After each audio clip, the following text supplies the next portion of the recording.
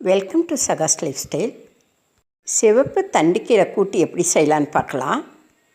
ஒரு கடாய் வச்சு கடாய் சூடானதும் நல்லெண்ணெய் 2 ஸ்பூன் ஊற்றிக்கலாம்.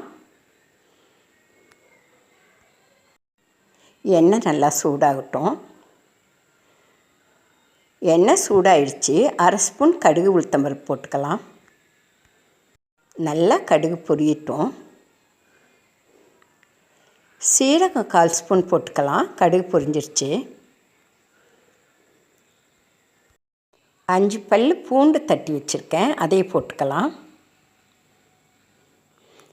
பூண்டு நல்லா செவக்க வதங்கட்டும்.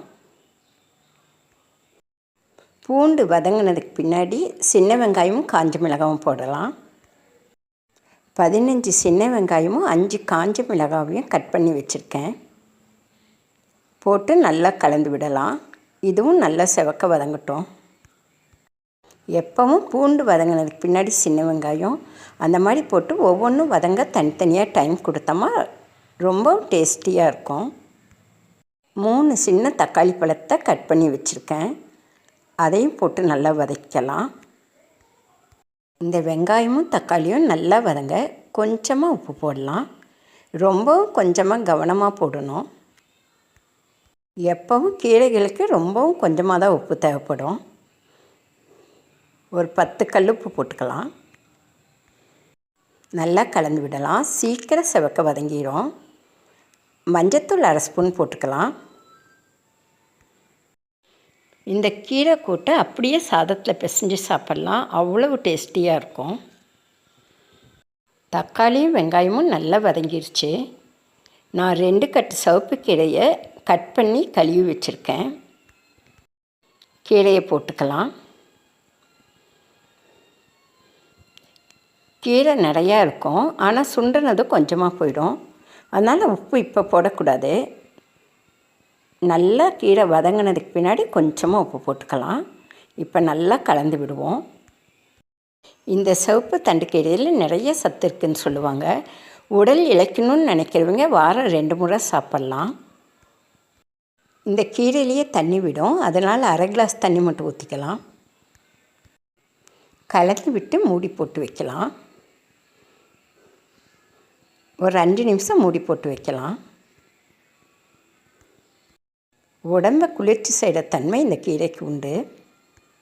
அவ்வளோ வெயில் அடிக்குது, அடிக்கடி இந்த கீரை பண்ணி சாப்பிடலாம். இப்போ 5 நிமிஷம் ஆயிடுச்சு, எடுத்து பார்ப்போம். நல்லா கலந்து விடலாம். இன்னும் ஒரு 2 நிமிஷத்தில் கீரை ரெடி ஆகிடும். இந்த கீரையில் இரும்பு சத்து அதிகம் இருக்குது. இரத்த சோகை இருக்கிறவங்க இந்த கீரையை அடிக்கடி சாப்பிட ஹீமோகுளோபின் அளவு அதிகரிக்கும். கீரையை ரொம்ப நேரம் வேக வேண்டியதில்லை. 10 நிமிஷத்துக்குள்ளே இந்த கீரை தயாராகிடும். ரொம்பவும் ருசியாக இருக்கும். ட்ரை பண்ணி பாருங்கள். கண் பார்வைக்கு கூட இந்த கீரை ரொம்ப நல்லதுன்னு சொல்லுவாங்க. இந்த கீரையில் நிறைய சத்துக்கள் இருக்குது. வாரம் 2 முறையாவது கட்டாயம் சேர்த்திக்கணும். நல்லா கலந்து விடலாம். ஏறக்குறைய கீரைகள் நல்லா வெந்துருச்சு. 1/2 மூடி தேங்காவை அரைச்சி வச்சுருக்கேன், ஊற்றிக்கலாம். நல்லா கலந்து விட்டாச்சு. ஏற்கனவே தக்காளியும் வெங்காயம் வதங்குறப்போ உப்பு போட்டோம், அதனால் இப்போ கொஞ்சமாக உப்பு போடலாம். கல்லுப்பு தான் போடுறேன். ஒரு 5-6 கல்லுப்பு போட்டால் போதும், அதிகமாக தேவைப்படாது. இதுவே சரியாக இருக்கும். எப்பவும் உப்பு போடுறப்ப ரொம்ப கவனமாக போடணும். கலந்து விடலாம். வலியும் கீரை இருந்துச்சு, இப்போ கொஞ்சமாக ஆயிடுச்சு பாருங்கள். நல்லா கீரையை வெந்ததுக்கு பின்னாடி தான் உப்பு போடணும்.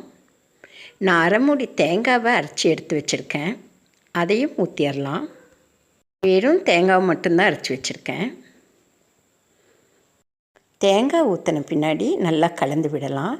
2 நிமிஷம் வதக்கி விட்டோமா போதும். கீரை நல்லா வெந்துருச்சு.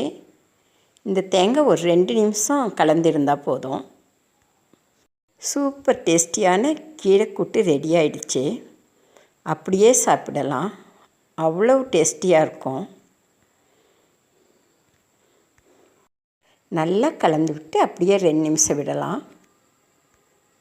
இந்த கீரை கூட்டோட சின்ன உருளைக்கிழங்கு வறுவல் பண்ணி சாப்பிட்டோமா சூப்பர் டேஸ்டியாக இருக்கும். ஆல்ரெடி சகாஸ் லைஃப் ஸ்டைலில் போட்டிருக்கேன் பாருங்கள். என் வீடியோவுக்கு லைக் பண்ணுங்கள், ஷேர் பண்ணுங்கள், கமெண்ட் பண்ணுங்கள், சப்ஸ்கிரைப் பண்ணுங்கள்.